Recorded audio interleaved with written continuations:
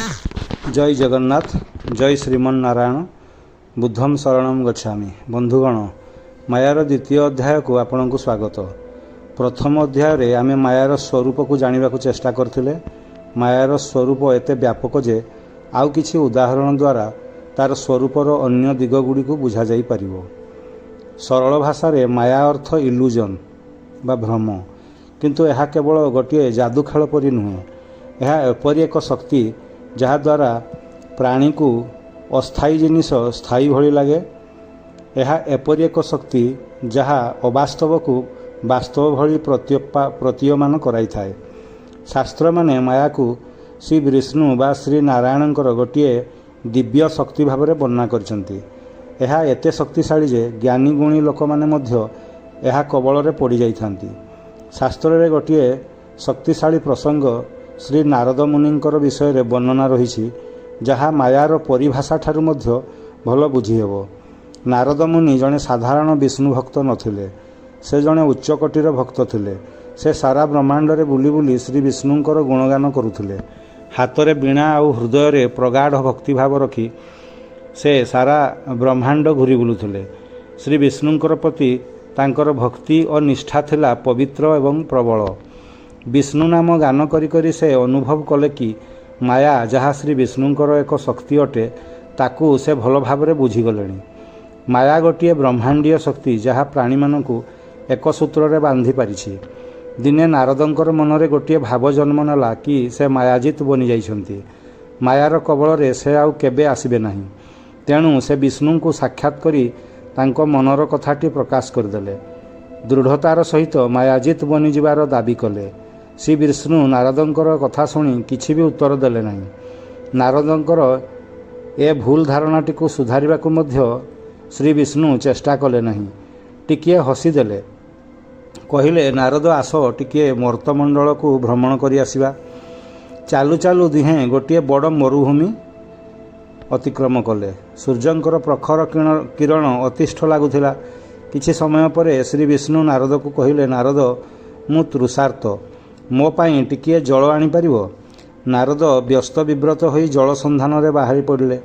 से पाखरे थिबा गोटे गाँ रे पहुँची गोटे घरर बंद कबाट बाड़ेइले। कबाट खोली गोटे अत्यंत सुंदरी तरुणी बाहरी आसिला। सेई क्षण रे नारदंकर मनरे किछि परिवर्तन घटिला। तरुणीर दयाभाव, सरलता, कथार मधुरता, अपूर्व सौंदर्य एवं पूर्ण यौवनर ठाणी नारद को विमोहित करि पकाइला। तांको हृदय रे तरुणीटी प्रति आकर्षण बढ़ीगला। नारद जेतेबेले श्री विष्णुंकर पई जल मागिले, सेबे तरुणीटी नारद को घर भितर को डाकी नेला। नारद और तरुणी मध्यरे वार्तालाप गोटे पर दुईटी तापर अगणित वार्तालाप चलिला।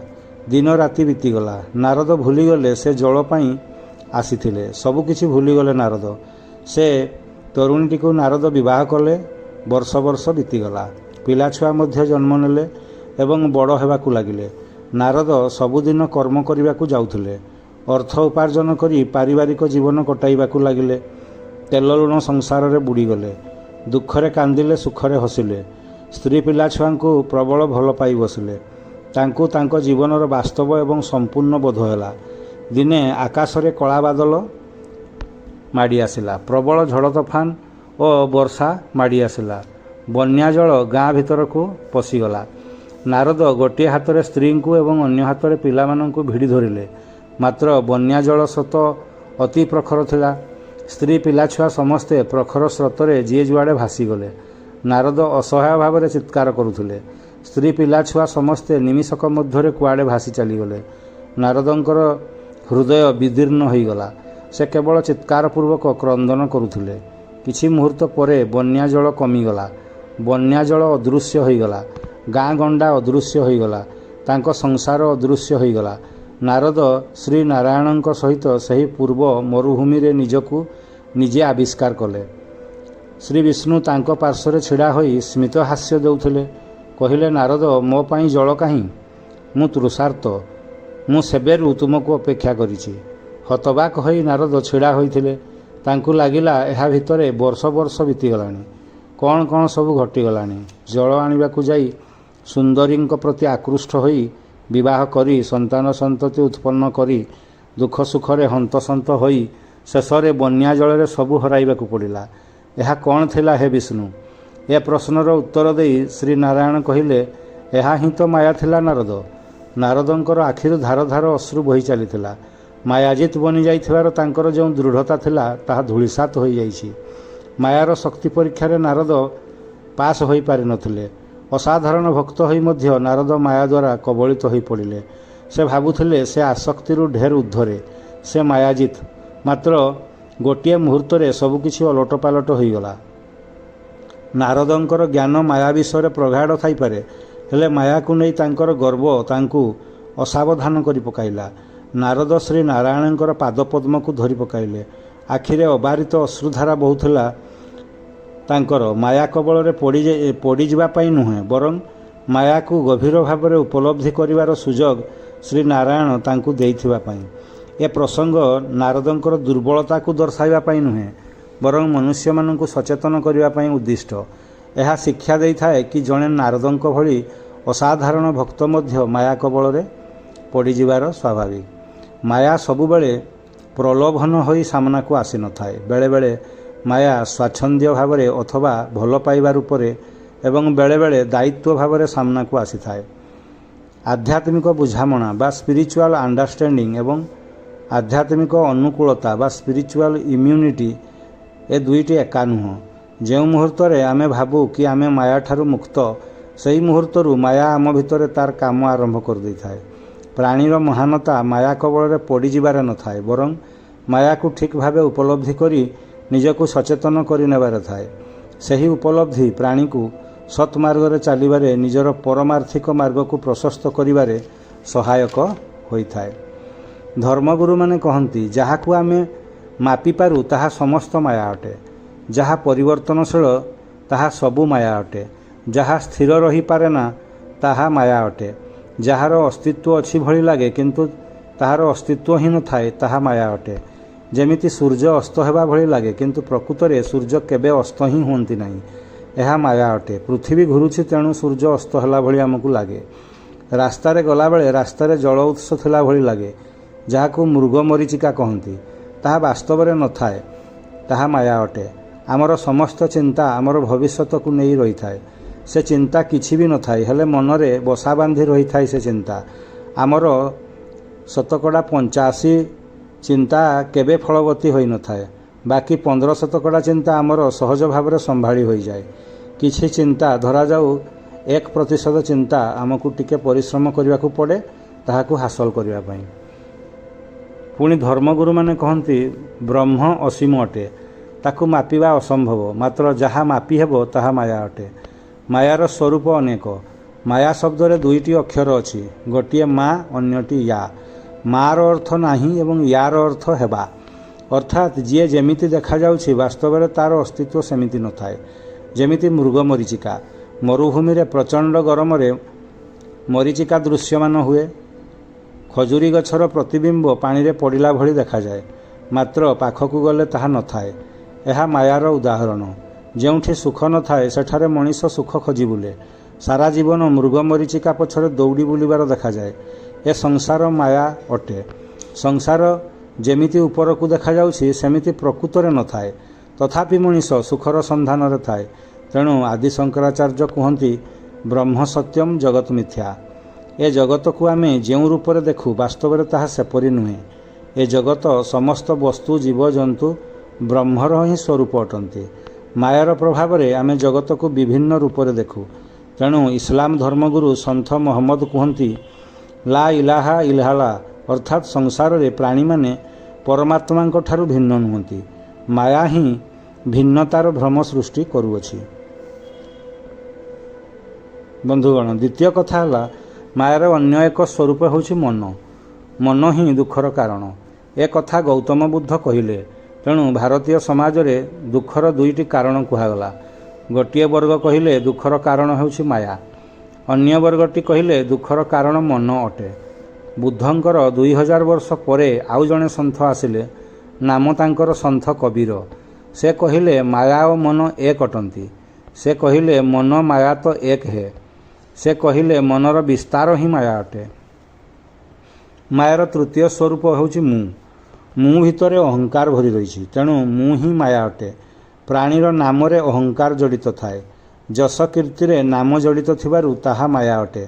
ମୁଁ ଭିତରେ ମୋର ରୂପ ଜଡ଼ିତ ଥିବାରୁ ରୂପର ଅହଙ୍କାର ମଧ୍ୟ ମାୟା ଅଟେ। ରୂପରେ ଅଭିମାନ ଆସିଯିବା ମଧ୍ୟ ମାୟା ଅଟେ। ପ୍ରାଣୀର ଗୁଣରେ ମଧ୍ୟ ଅହଙ୍କାର ଆସିଥାଏ, ତେଣୁ ଗୁଣର ଅଭିମାନ ମଧ୍ୟ ମାୟା ଅଟେ। ମୋଟାମୋଟି ମୁଁ ଭିତରେ ଥିବା ନାମ, ରୂପ ଏବଂ ଗୁଣମାନେ ମାୟାର ହିଁ ଗୋଟିଏ ଗୋଟିଏ ରୂପ ପାଲଟି ଯାଆନ୍ତି। ସେଥିପାଇଁ ସନ୍ଥ ଗୁରୁ ନାନକଜୀ କହିଛନ୍ତି, ଏକ ଓଙ୍କାର ସତନାମ, ଅର୍ଥାତ୍ କେବଳ ଓଙ୍କାର ହିଁ ସତ୍ୟ ଅଟେ, ବାକି ସବୁ ଅହଙ୍କାର ଅଟେ, ମାୟା ଅଟେ। ମାୟାର ଚତୁର୍ଥ ସ୍ୱରୂପ ହେଉଛି ମୋର ପତ୍ନୀ, ମୋର ପରିବାର, ମୋର ଘର, ମୋର ଧନ ଇତ୍ୟାଦି। ଯେଉଁଠାରେ ମୋର ମନ ଲାଖି ରହିଥାଏ ତାହା ମାୟା ଅଟେ। ତେଣୁ ଶଙ୍କରାଚାର୍ଯ୍ୟ କହିଛନ୍ତି, ଧନ ଅର୍ଜନରେ ଆମେ ଯେତେ ପର୍ଯ୍ୟନ୍ତ ସକ୍ଷମ ସେତେ ପର୍ଯ୍ୟନ୍ତ ଆମେ ପ୍ରିୟତମ। ଯେବେ ବୁଦ୍ଧ ଅବସ୍ଥା ଆସିଯାଏ ସେତେବେଳେ ଆମେ ବ୍ୟର୍ଥ ହୋଇଯାଉ। ତେଣୁ ବୃଦ୍ଧ ଅବସ୍ଥା ପୂର୍ବରୁ ଗୋବିନ୍ଦଙ୍କୁ ଭଜ, ପରମାର୍ଥିକ ଧନ ଲାଭ କର, ସେଥିରେ ହିଁ ମୁକ୍ତି ଆଉ ଆନନ୍ଦ ନିହିତ ଅଛି। ଏ ମୋର ରୂପକ ମାୟାର ଚକ୍ରରେ ପଡ଼ ନାହିଁ, ବେଳୁ ହିଁ ଗୋବିନ୍ଦ ଭଜ। ଶ୍ରୀକୃଷ୍ଣ କହିଛନ୍ତି, ମାୟାର ପଞ୍ଚମ ସ୍ୱରୂପ ହେଉଛି ତ୍ରିଗୁଣାତ୍ମକ, ଅର୍ଥାତ୍ ତିନୋଟି ଗୁଣର ପ୍ରକାର, ଯଥା ରଜଗୁଣୀ ମାୟା, ତମଗୁଣୀ ମାୟା ଏବଂ ସତ୍ୱଗୁଣୀ ମାୟା। ରଜଗୁଣୀ ମାୟା ସମ୍ପନ୍ନ ପ୍ରାଣୀ ଅତି କର୍ମଠ ହୁଅନ୍ତି। ଏମାନଙ୍କର ବ୍ୟକ୍ତିତ୍ୱ ଚଳଚଞ୍ଚଳ ଯୁକ୍ତ। ଏମାନେ ନିଜକୁ ସବୁବେଳେ ଠିକ୍ ବୋଲି ଭାବନ୍ତି। ଏମାନଙ୍କର ଅହଙ୍କାର ହେଉଛି ମୁଁ ଠିକ୍ ଏବଂ ସାମନାରେ ଥିବା ସମସ୍ତେ ଭୁଲ। ସମସ୍ତଙ୍କୁ ନିୟନ୍ତ୍ରଣ କରିବା ବା ଡୋମିନେଟ୍ ପ୍ରବୃତ୍ତିରେ ସେମାନେ ପୀଡ଼ିତ ଥାନ୍ତି। ସେମିତି ତମଗୁଣୀ ମାୟାଯୁକ୍ତ ପ୍ରାଣୀ ରଜଗୁଣୀ ମାୟାଯୁକ୍ତ ପ୍ରାଣୀଙ୍କ ଠାରୁ ଠିକ୍ ଓଲଟା, ଅର୍ଥାତ୍ ଏମାନେ ଆଳସ୍ୟଯୁକ୍ତ। ଏମାନଙ୍କର ପ୍ରବୃତ୍ତି ହେଉଛି ସାମନାରେ ଥିବା ପ୍ରାଣୀକୁ ଭୁଲ ପ୍ରମାଣିତ କରିବା। କାହାରି ପରାମର୍ଶକୁ ଏମାନେ ସହିପାରନ୍ତି ନାହିଁ, କାହାରି ନିୟନ୍ତ୍ରଣକୁ ସେମାନେ ସହିପାରନ୍ତି ନାହିଁ। ତୃତୀୟଟି ସତ୍ୱଗୁଣୀ ମାୟାଯୁକ୍ତ ପ୍ରାଣୀ। ଏହା ଶୁଭଯୁକ୍ତ ମାୟା, ଅର୍ଥାତ୍ ଏମାନେ ସୃଜନଶୀଳ, ଅର୍ଥାତ୍ ସୃଷ୍ଟି ଏହି ମାୟା ଦ୍ୱାରା ନୂତନ ସୃଷ୍ଟି କରାଇପାରେ। ଏହା ରଜଗୁଣୀ ଏବଂ ତମଗୁଣୀ ମାୟାର ଊର୍ଦ୍ଧ୍ୱରେ ଥାଏ। ଊର୍ଦ୍ଧ୍ୱଗୁଣ ସମ୍ପନ୍ନ ମାୟା ଭାବରେ ସତ୍ୱଗୁଣୀ ମାୟାକୁ ବିଚାର କରାଯାଏ।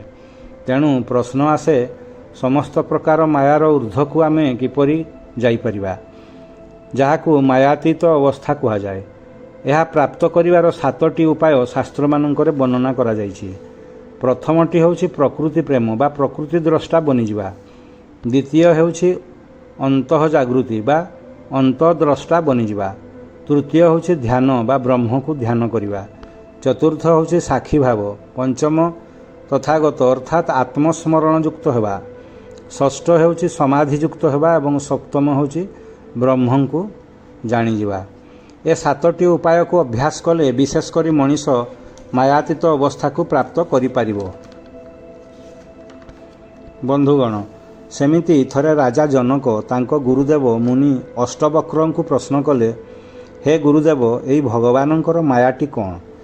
ରାଜାଙ୍କର ପ୍ରଶ୍ନଟିକୁ ଉତ୍ତର ଦେବା ପରିବର୍ତ୍ତେ ଗୁରୁ ଅଷ୍ଟବକ୍ର ତତ୍କ୍ଷଣାତ୍ ଯାଇ ପାଖରେ ଥିବା ଗୋଟିଏ ବୃକ୍ଷକୁ କୁଣ୍ଢାଇ ପକାଇଲେ ଏବଂ ବିଳାପ କରିବା ଆରମ୍ଭ କଲେ, ମୋତେ ଛାଡ଼, ମୋତେ ମୁକ୍ତ କର। ଏହା ଦେଖି ରାଜା ଜନକ ଅତି ଆଶ୍ଚର୍ଯ୍ୟ ହେଲେ। କିଛି ବୁଝିପାରୁନଥିଲେ ଗୁରୁଦେବ ଏପରି କାହିଁକି କରୁଛନ୍ତି। ଗୁରୁଙ୍କ ପାଇଁ କ'ଣ କରିପାରିବେ ଭାବିପାରୁନଥିଲେ ରାଜା ଜନକ। ଗୁରୁଙ୍କର ଏ କ'ଣ ହେଲା? ଗଛଟିକୁ କୁଣ୍ଢାଇ ମୁକ୍ତି ଦିଅ ବିଳାପ କାହିଁକି କରୁଛନ୍ତି? କିଛି ମୁହୂର୍ତ୍ତ ପରେ ରାଜା ଜନକ ବ୍ୟସ୍ତ ବିବ୍ରତ ହୋଇ କହିଲେ, ଗୁରୁଦେବ, ମୋତେ କ୍ଷମା କରନ୍ତୁ। ମୋର ମାୟା ଉପରେ ପ୍ରଶ୍ନଟି ପଚାରିବାରେ ଯଦି କିଛି ଭୁଲ ହେଲା ତେବେ ମୋତେ କ୍ଷମା କରିଦିଅନ୍ତୁ। ତେବେ ଏ ଗଛଟି ଆପଣଙ୍କୁ ଧରି ନାହିଁ, ବରଂ ଆପଣ ଏ ଗଛଟିକୁ ଧରିଛନ୍ତି ଏବଂ ମୁକ୍ତ କର ବୋଲି ବିଳାପ କରୁଛନ୍ତି। ଗୁରୁ ଅଷ୍ଟବକ୍ର ତାହା ହିଁ ଚାହୁଁଥିଲେ। ରାଜା ଜନକଙ୍କର ଏହି ଉକ୍ତି ଶୁଣିଲା ପରେ ଗଛଟିକୁ ଛାଡ଼ିଦେଲେ ଅଷ୍ଟବକ୍ର ଏବଂ କହିଲେ, ରାଜା, ଏହା ହିଁ ତ ମାୟା ଆମକୁ ଧରି ରଖେ ନାହିଁ, ବରଂ ଆମେ ପ୍ରାଣୀମାନେ ଆମର ପଞ୍ଚ ଇନ୍ଦ୍ରିୟର ଆକର୍ଷଣ ଦ୍ୱାରା ପ୍ରଭାବିତ ହୋଇ ମାୟାକୁ ଜାବୁଡ଼ି ଧରି ରଖିଥାଉ। ବନ୍ଧୁଗଣ, ମାୟାର ଏପରି ବ୍ୟାଖ୍ୟା ସନାତନ ହିନ୍ଦୁ ଧର୍ମରେ ରହିଅଛି। ଆମର ମନ ହିଁ ମାୟା ଅଟେ, ଏହା ଗୌତମ ବୁଦ୍ଧ କହିଗଲେ। ଏଭଳି ଉକ୍ତିର ଦୃଢ଼ ସମର୍ଥକ ଥିଲେ ସନ୍ଥ ତୁଳସୀ ଦାସ। से मध्य कहिले मन माया तो एक है। आज एतिकी बंधुगण, मायार परवर्ती अध्याय को अपेक्षा। जय जगन्नाथ, जय श्रीमन्नारायण, बुद्धं शरणं गच्छामि।